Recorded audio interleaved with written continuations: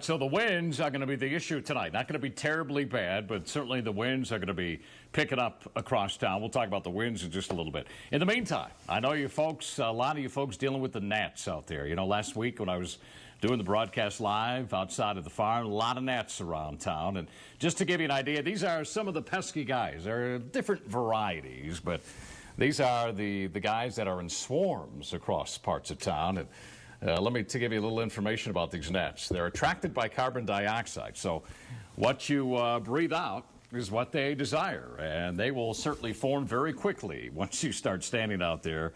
And they love that carbon dioxide. All right, good food source for birds and bats. Birds and bats love them. They do pollinate flowers, that is some of the gnats. Some bite, some don't. Some do not bite.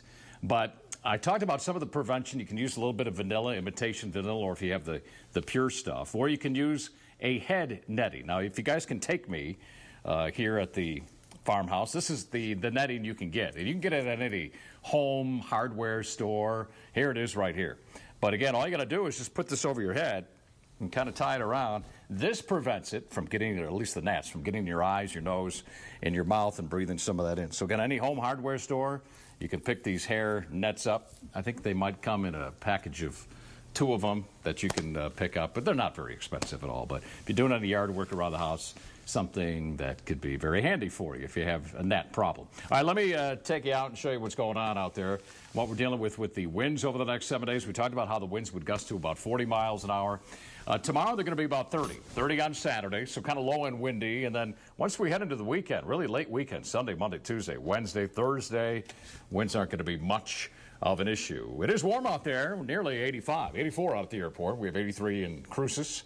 Debbie at 82, 81 in Alamogordo. We have 68 degrees up there at Ruidoso, 58 in Cloudcroft. All right, here's your weekend. A little bit windy, but low and windy in here on Saturday. 85, and then look out. Here we come with turning on the furnace a bit on your Sunday at 93 degrees. Las Cruces 83 on your Saturday. The reason's going to be a little cooler Saturday. Weak cold front going to be coming in from the east, so that's what will cool us down just a little bit. But it's hard to say real much of a cool down at 83 degrees.